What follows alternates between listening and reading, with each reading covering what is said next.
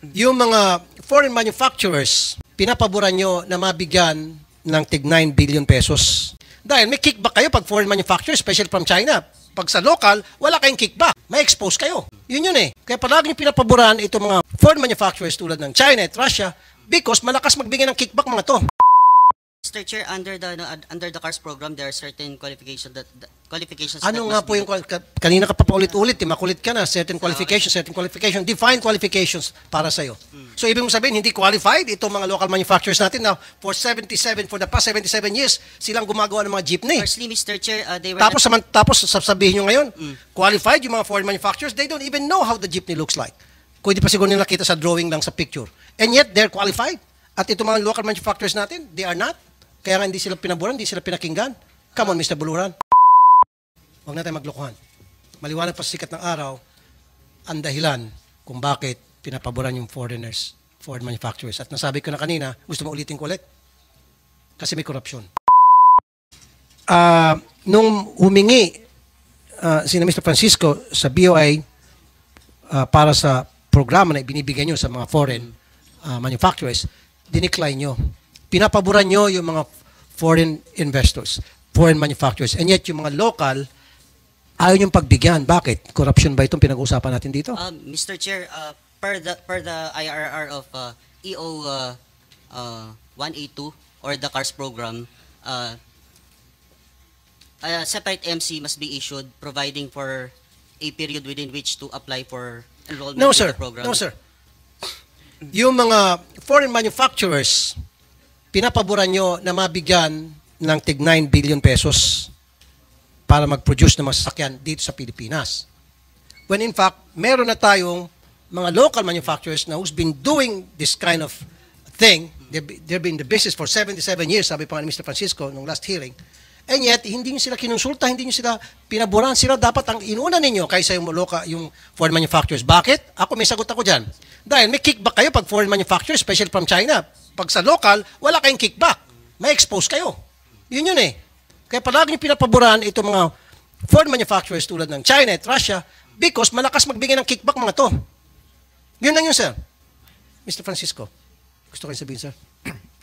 Yes, Mr. Chairman, salamat po. Yan po yung tinatawag na CARS program na noon pa po, nakikipagpulong kami, pabalik-balik ako sa opisina ni ASEC Mulong Manlapig na head ng CARS program. Tinatanong ko, di ba, bakit yung mga foreign manufacturers, binigyan mo ng 9 billion, dalawang foreign manufacturers? So 18 billion po. 18 billion, kasi 27 billion yung budget eh. Meron pang isang slot. Bakit ayaw nila ibigay sa amin? Paulit-ulit na kami doon. Tinatanong ko, wala akong makuha ang sagot. Wala akong makuha ang sagot. Bakit? Bakit ayaw nyo bigay sa local manufacturers?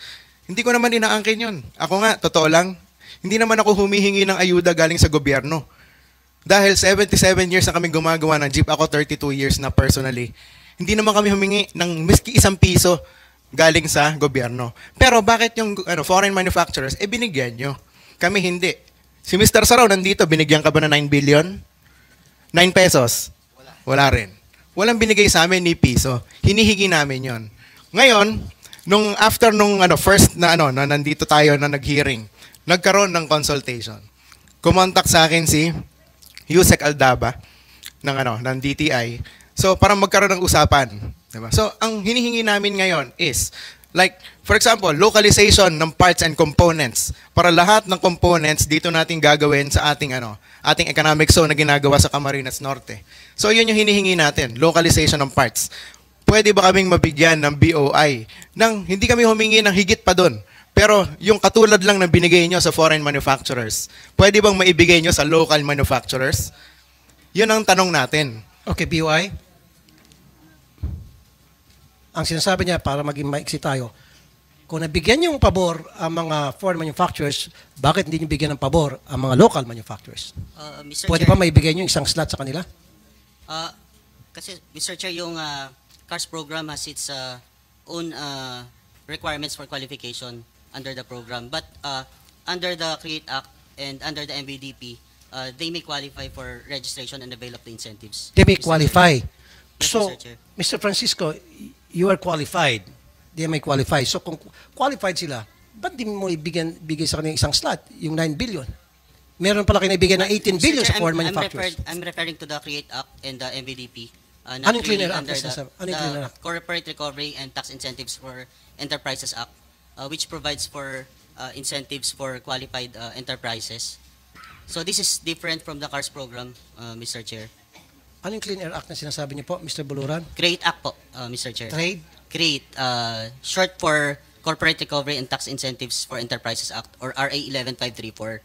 So Okay. under this law po, those activities that fall under the Strategic Investment Priority Plan may qualify for registration and avail of incentives under the CREATE Act po. Okay. Hindi ba kayo nag-avail, Mr. Francisco? Wala pa silang ganon, Mr. Chairman. Nung last na consultation namin, last week lang yun, with DTI, BOI, UNIDO, CAA, GEF, as requested by Yusek Aldaban ng DTI, wala pa silang ganon. So, ang latest pa sa ngayon, yung previous is yung CARS program na hindi kami isinali. Hindi kami sinali. So, yun lang. Yung dalawang foreign manufacturers lang Mr. Buluran. ang inalaw nila. But So, ngayon, wala pa silang bago. O, Mr. Buluran, ba't di sinali yung mga local manufacturers natin? Mr. Chair, under the CARS program, there are certain qualifications that Ano nga must po be- yung, kanina ka pa paulit-ulit, makulit ka na, certain qualifications, define qualifications para sa'yo. So, ibig mong sabihin, hindi qualified itong mga local manufacturers natin na for the past 77 years, silang gumagawa ng mga jeepney. Firstly, Mr. Chair, they were Tapos sasabihin nyo ngayon, qualified yung mga foreign manufacturers, they don't even know how the jeepney looks like. Kung hindi pa siguro nila nakita sa drawing lang sa picture. And yet, they're qualified. At itong mga local manufacturers natin, they are not. Kaya nga hindi sila pinaburan, hindi sila pinakinggan. Come on, Mr. Buluran. Mr. Chair, let me first provide a background on what happened in the case of Francisco under the CARS program. This information was actually, we actually got this from the Project Management Office, which previously administered the CARS program. Sir, pakidiretso na sir, pakiksa, gutom na ako. Bakit hindi nyo pinaburan ang local manufacturers natin at ang pinaburan nyo ay yung mga foreign manufacturers? Pakisagot lang po diretso. Mr. Chair, Bakit po? according to the PMO, they were not able to file their application for enrollment within the period provided. Jeez. Mr. Francisco. Hindi totoo yun. Hindi Napakalaking kalokohan nun. Kaya nga, parati ako nakikipag-meeting sa pamunuan ng CARS program. Kasi haba-habang problema na yan sa BOI. So, sa tagal namin, napakahaba na ng history namin. Ilang palit-palit na ng mga tao sa BOI. Simula 1990s pa lang, iniipit na kami ng BOI. So, what can we expect? Di ba? Alam mo, Mr. Buluran, napaka flimsy, shallow yung binigay mong reason kung bakit hindi sila qualified because they didn't beat the deadline. They weren't able to file their application on time. Paulit-ulit nga sila nakikipag-coordinate sa inyo, hindi nyo pinapansin eh. Mr. Chair, Baka they don't meet the qualification para sa inyo para mabigyan si Eddie. Kailan po si Eddie? Kailan niyo po? Eddie, ikaw? Ay, yung kasabihan sa kanto, kalye. Yun sir, yun eh. Hindi, kanina, sorry sir palaging pinapaboran ang mga foreigners, foreign investors, foreign manufacturers, kaysa sa local. Although I'm not against sa mga foreign investors, pero dapat nasa tama lang. In this case, dito sa Jeepney Modernization Program, pinapaboran yung mga foreign manufacturers because merong kickback. Kita mo, 2.4 million pagkamahal-mahal na sasakyan. Samantalang pag si Mr. Francisco, magkano kung sakali yung inyong jeep na gagawin? Yung tunay na jeepney natin, 1,997,000. Kaya humihingi kami ng ganyang incentive galing sa gobyerno para mas lalo pa natin mapababa yung presyo. Yung 1,997 na yun, bababa pa yun ng mga 30 to 40% when we localize all of the components. Meron tayong capabilities. Hindi na natin kailangang i-prove yun. Lumabas ka lang dito, makikita mo yung mga orange na tumatakbo dyan ng mga Pinoy. Kami may gawa nun. Simula 1970s, hanggang ngayon tumatakbo pa rin. So ang kailangan lang namin ay kung hindi kami tutulungan ng gobyerno, ay wag lang kayo magpabigat.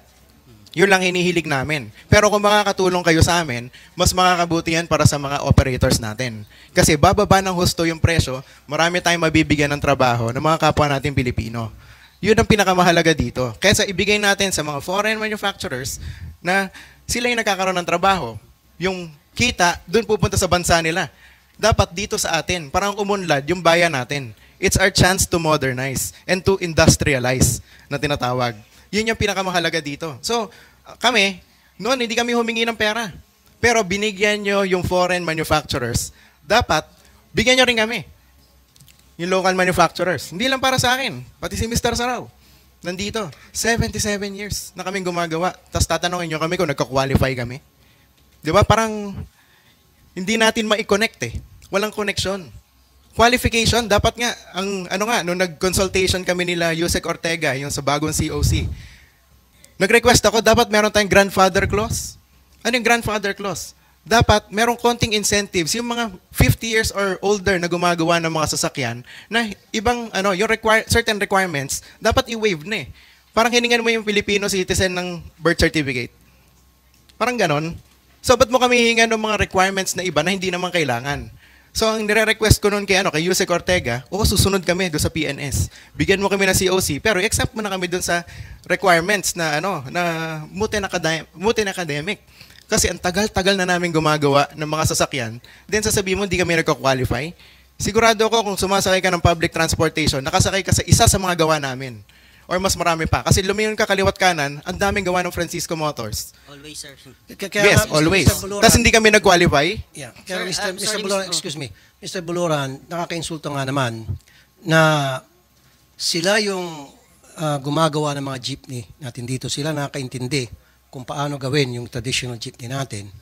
And yet, sila ang ayaw yung suportahan. Ang susuportahan nyo, foreign manufacturers na gagayahin yung jeepney natin. Na they will come up with the jeepney na yun ang gagamitin natin dito. So, in short, parang lokohan sir eh. Lokohan. Papaboran yung local versus papaboran yung foreign versus sa local. Samantalang itong local, pagkatagal-tagal na ginagawa yung paggawa ng jeep. Anyway, this is what I want you to do, Mr. Buluran. Makipag-usap kayo kay Mr. Francisco at kay Mr. Sarao tungkol dun sa CARS program, BOI CARS program. I want you to give them priority over these foreign manufacturers. Dahil kapag nabalitaan ko ulit at marami ka pang cheche-bureche, tatamaan kayo sa amin dito sa Senado. I'll make sure of that.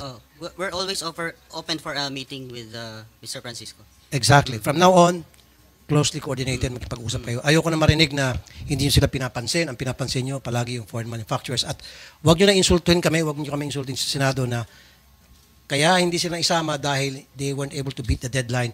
Hindi sila nakapagpasa ng application. Bullshit. That's horseshit. Okay?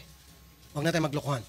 Maliwanag pa sa sikat ng araw ang dahilan kung bakit pinapaboran yung foreign manufacturers. At nasabi ko na kanina, gusto mo ulitin ko ulit? Kasi may korupsyon. Okay? Umani naman ito ng iba't ibang reaksyon mula sa ating mga netizens. Ayon kay Mario Maulayon, tama si Senador Tulfo, gusto lang nilang magkapera, hindi dapat tangkilikin ang yaring China. Pahayag naman ni David Bactad, BBM must demolish DOTR and LTFRB and revive the old LTO. We have no issues sa LTO golden years ago during Apo Ferdinand Marcos. At ito naman ang saloobin mula sa ating kababayan na si Cesar Cruz. Walang awa itong mga corrupt sa gobyerno sa ating malilit na operator o driver, demolish DOTR, LTFRB. Mga kababayan, feel free to comment below para maglabas ng saloobin sa balitang ito.